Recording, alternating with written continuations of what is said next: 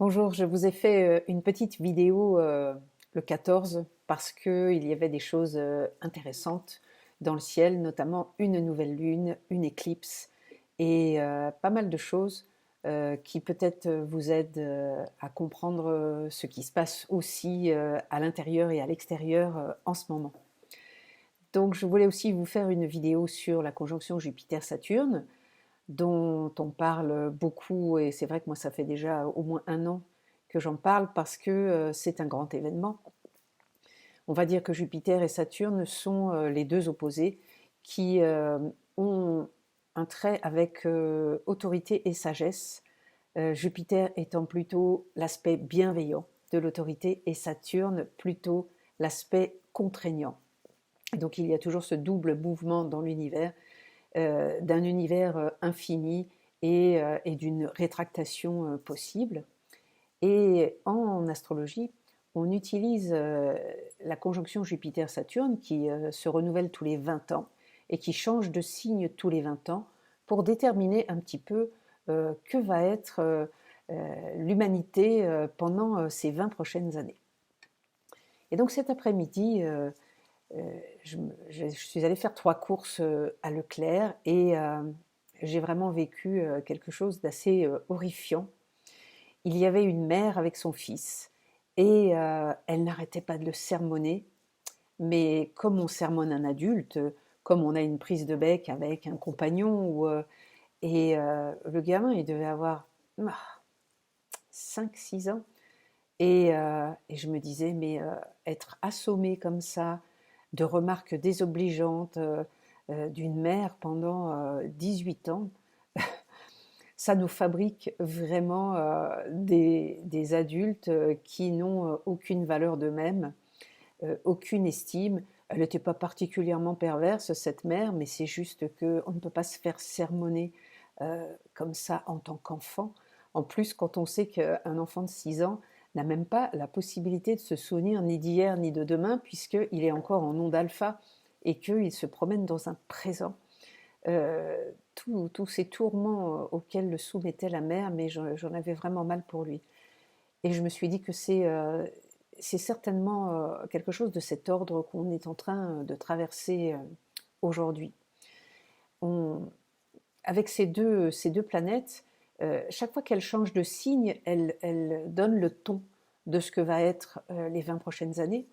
Donc la dernière fois qu'il y a eu cette conjonction Jupiter-Saturne, c'était dans le signe du taureau, le signe de la matière, le signe des valeurs, le signe du matérialisme aussi. Et c'était en 2000. Et en fait, très très vite, on est passé à l'euro, c'est-à-dire qu'on a changé notre système de valeurs et on avait 20 ans pour changer notre système de valeurs qui a été l'apogée du matérialisme, on va dire peut-être d'une forme d'abondance de la forme. Et c'est comme si on arrivait au paroxysme de cette forme et qu'est la matière. Et on a vu pendant le premier confinement que finalement, on pouvait commencer à s'en passer. Beaucoup de gens sont passés dans une forme de minimalisme. Je connais énormément de gens qui ont décidé de vivre dans un camion et de vivre avec rien en fait, comme si on avait, voilà, le matérialisme, la bulle avait éclaté en route.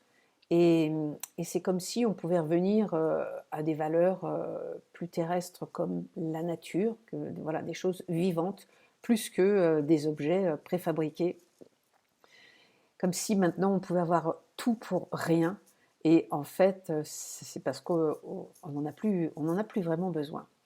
Donc c'est ça qui va se passer, et ça va se passer lundi, le 21, la conjonction de Jupiter et de Saturne. Alors ça fait plusieurs mois qu'il y a des va-et-vient entre Jupiter et Saturne, ces deux symboles très opposés et complémentaires de l'autorité. Jusqu'ici, c'était doublé de Pluton, des mémoires karmiques, transgénérationnelles et de la nécessité de se transformer. Ça fait plusieurs,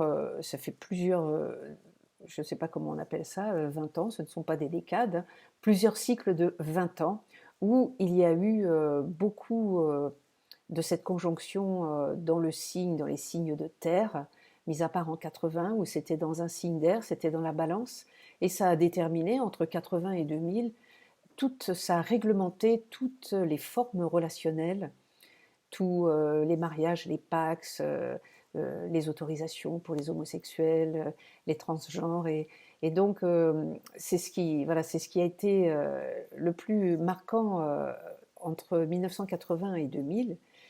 Et là, c'est vrai que je me posais la question de savoir qu'est-ce qui s'est passé entre 2000 et 2020. Finalement, bon, bah, bien sûr, il y a eu plus de technologie, il y a eu l'apparition des monnaies cryptées. Je pense que ça fera partie de la suite, surtout si l'économie n'est pas stable.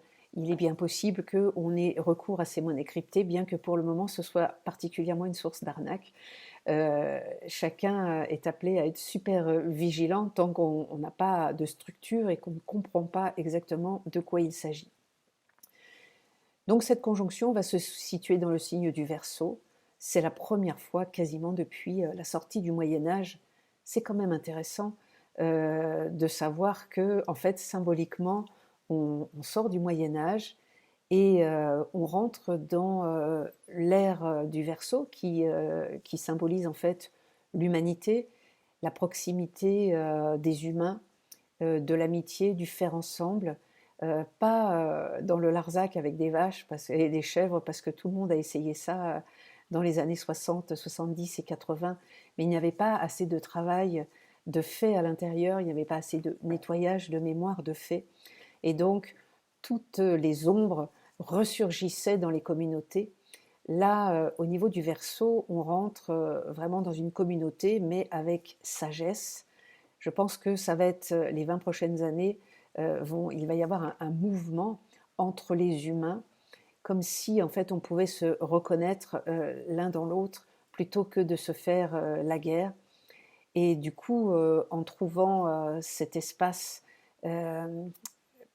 d'humanité avec tout le reste des autres humains, je pense qu'on va commencer à sortir de notre attachement et notre identification à la solitude. Donc ça va beaucoup bouger parce que un système ne meurt pas comme ça sans faire des soubresauts. C'est comme si on arrivait à la fin d'une ère, à la fin d'une civilisation, et on va vraiment remplacer ça par certainement d'autres technologies pour lesquelles les enfants, les ados, les jeunes adultes sont très câblés. Ceux qui ont plutôt 60, 70 et 80, on n'est pas né avec un ordinateur ni un téléphone dans la main. Et donc du coup, on va s'habituer à de nouvelles technologies qui risquent d'être aussi par la puissance de la pensée. Euh, je pense à des bouquins de science-fiction de Zimmer Bradley qui parlaient de la planète ténébreuse, où en fait la technologie était relayée par la force de la pensée, du psychisme et les cristaux. On risque d'avoir des choses super intéressantes et très novatrices avec le Verseau. Au niveau de l'autorité, le Verseau est un symbole assez intéressant puisque c'est le symbole de Prométhée. Prométhée, c'est celui qui a dérobé le feu aux dieux pour le donner aux hommes. Et vous voyez qu'à un moment donné, il y a dans ce signe du Verseau le désir de briser la chaîne de cette autorité à but de pouvoir pour pouvoir donner justement plus de pouvoir aux humains. Si vous avez lu la prophétie des Andes et la 10e prophétie, vous apercevez que c'est bien le monde dans lequel on vit qui est décrit dans ces bouquins-là, où on joue à l'énergie et on apprend à reconnaître comment les humains peuvent se piquer l'énergie les uns des autres. On peut piquer l'énergie en étant une victime, on peut piquer l'énergie en étant un persécuteur, on peut piquer l'énergie en faisant peur, et vous voyez bien que le climat de peur qui s'est installé et surtout qui a été inoculé permet justement au pouvoir de garder une certaine autorité. Et ça va être à nous, en fait, de nous sortir de nos peurs, de l'autorité, de l'abus de pouvoir, et peut-être commencer à apprendre à récupérer une autorité bienveillante à l'intérieur de nous. Cette bienveillance, on ne l'a pas toujours. On est beaucoup dans le jugement et dans la critique. Et je vous propose aujourd'hui un petit Ho'oponopono sur l'abus de pouvoir, l'autorité, parce que tous ceux qui ont toujours été dans vouloir gagner, vouloir être les premiers, vont s'apercevoir que l'humanité, c'est l'humanité tout entière qui passe. C'est-à-dire que on passe tous ensemble. Il n'y en a pas qui sont les premiers et d'autres qui sont les derniers, certains qui sont les plus riches et d'autres qui traînent la patte dans la rue.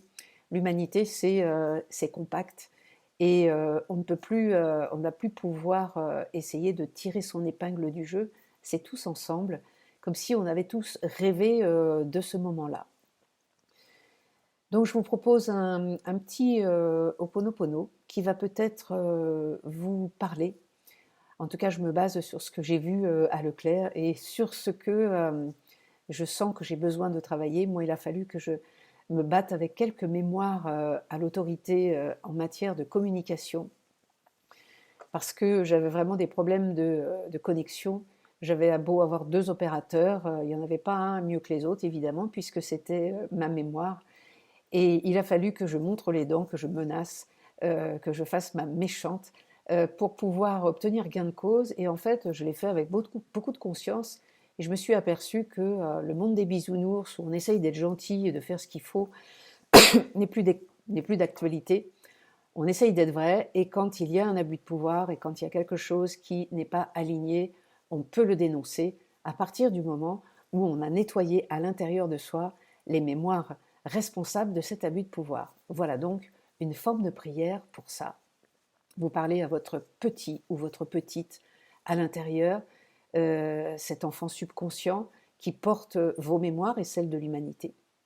Je suis désolée, je n'avais pas vu que tu avais vécu tous ces abus de pouvoir, je n'avais pas vu que tu avais enregistré l'autorité comme étant castratrice, comme si rien ne t'avait jamais préparé à un partage humain, comme si tu avais toujours vécu des relations avec un dominant, un dominé, un prof, un élève, celui qui sait, celui qui ne fait pas bien.